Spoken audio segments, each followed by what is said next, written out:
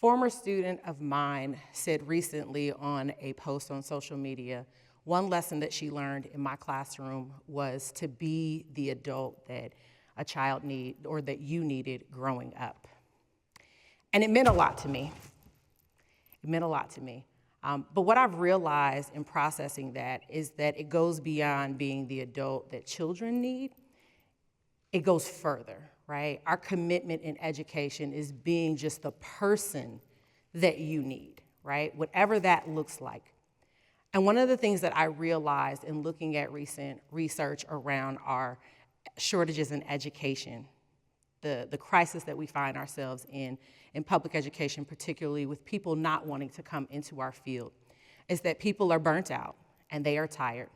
But a good friend of mine said one time, Natasha, people don't leave jobs, they leave people. And I would argue that culture has the power to either elevate a space and have achievement soar, and those people, succeeding at their very highest potential, or it can absolutely annihilate student achievement. Chris Emdin, who wrote the book Ratchetdemic, and I love hip hop. I'm a huge hip hop fan, right? So I infuse it in everything that I do. He said, to know and to be yourself and to exist in that place unapologetically and still feel and be equal to anyone else, that is the dream. And I would argue that in education, that is what we are missing, right? We focus a lot on what our students need, but I would argue that adult culture is the ceiling for student culture. We cannot give what we don't have. If we do not rectify the ways that we engage with one another, we cannot, believe or have the belief that our students will be able to do the same. We cannot engage in restorative practices with students if we cannot engage in restorative practices with our peers. We cannot tell a kid that we believe they can do something and then not work with the people who need to be a part of that collaborative effort to make those things happen. And I would argue that the culture within our educational system, from the top to the bottom, from the bottom to the top, is something that we need to examine. Two books that changed my life and the way that I look at education. And I've been in education for 20 years. I'm going into my 21st year. Some people would say I'm a newbie. Some people would say I'm really, really old, okay? But two books that really, really changed how I view education and the power that we wield as educators every day was the work of John Hattie, Invisible Learning. When you go in undergrad and you go to those methodology classes, they're giving you all these, this is how it's gonna work, right? But no one prepares you for when you get into that classroom, day one, and some kid steals your lunch because they're hungry, right? No one prepares you for how do you handle that, right? Or no one prepares you for the veteran teacher who is like 1 second away from retirement and they are absolutely over everybody. You, their colleagues, the students, their family, they are ready to quit but not in a position yet to do so. No one prepares you for how to navigate those waters. But I will tell you, John Hattie's work told me that everything that I do has an impact, right? Collective teacher efficacy is this idea of collectivism and what we do as a collective. And if you don't know what collective means, it just means the ability to do something as a group. So that means that we have to be able to work together. What I think is an issue that we sometimes face in education is that people mistake working together for liking each other. I don't have to be in your text thread. We don't ever have to meet at Applebee's after, though they do have some really good wonton tacos, right? But what I do have to do is I have to believe that you are an integral part of every kid's success. And if I don't believe that, I am automatically failing as your colleague, and I am in turn failing every student that comes through that door. I'm failing every family that sent us their best and brightest, their most prized treasure, if I do not believe that you are an important part. Collective teacher efficacy has the second highest impact on student achievement. So it doesn't matter if I have the best and brightest teachers in front of me to do this work. It doesn't matter if I have all the resources that money can buy. If I don't have the belief that the students can do it and the belief that the staff around me, my colleagues, are an important part of that, and that the family is a part of that partnership as well, students are not going to achieve.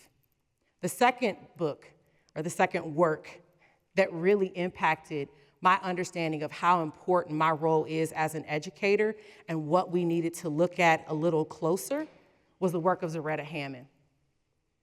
And the reason I say that is, in the United States, we consistently rank in the top 2 spots, we rotate between 1 and 2, of being the most individualistic society, right? The most individualistic country of all the other countries. What does that mean? That means that we value self.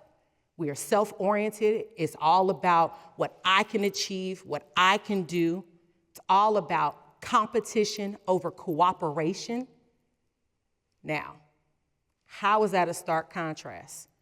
Well, that's a stark contrast because if we're saying, from a meta-analysis standpoint with John Hattie's work, that collective teacher efficacy has the second highest impact on student achievement, but we are working with individuals who all think that it is just about them. Who's going to be the best and the brightest? Who's going to win? Whose school is the best? That's in stark contrast to what we know we have to do as educators. But what does that look like?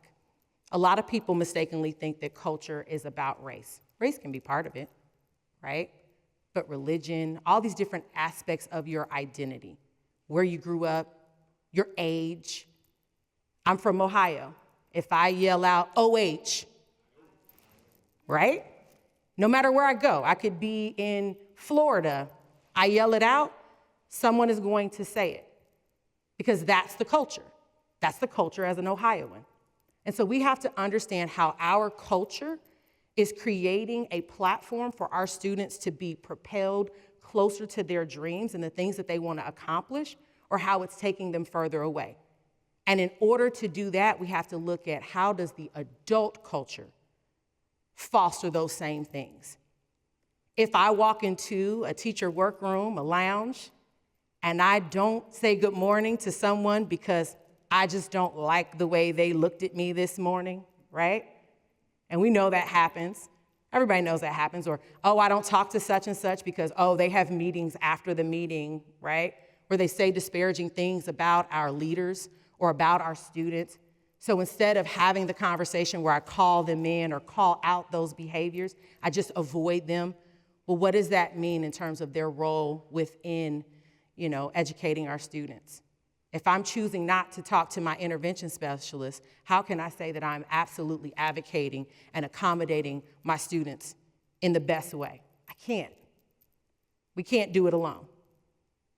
So I would say to you that affirmation, mutual respect, and validation are not just things that we have to do for our students to make sure that they feel safe, but we also have to do that for our staff, for each other. And this is not something that I'm saying is only and solely the responsibility and expectation of leadership, because that's a place where I think we fall short. We expect our leaders to be these people who are omniscient and they just have to control everything. They have to fix everything. That's not true shared leadership. That's not true equity of voice. It's not true shared decision making. We all are stakeholders, and what that means is that we all have a part to play. And all of us contribute to the success or failure. I love it when people are like, well, they, who's they? Central office, who's central office, right? Because I tell you what, you're in the classroom every day. You hear district initiatives every day. How you choose to implement them, how you choose to advocate, all of those things you play a part in. What stands in the way becomes the way. We need braver leaders and more courageous cultures. When I say leaders, I don't just mean people in leadership position. We all have positional privilege. It is up to each and every last one of us to utilize that. But in order to be brave, we have to be vulnerable. We have to be able to call things out and talk about what failures are happening within our systems and be willing to shatter those systems and disrupt those systems and elevate the people within our organizations so that we can do better by each other and our students.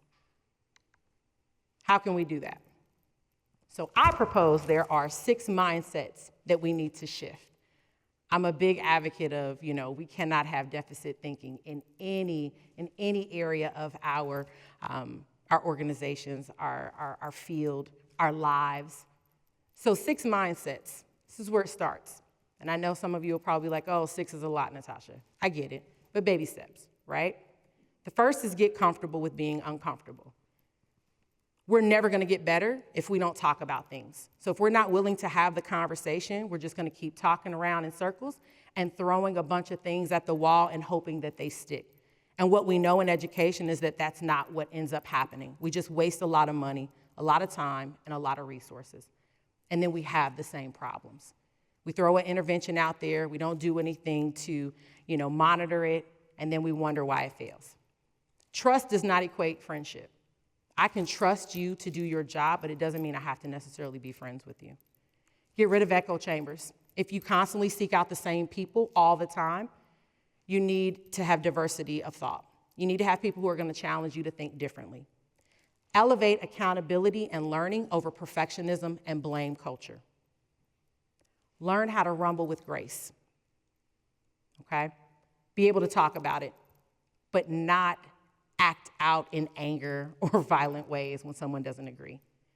Treat systems, not symptoms.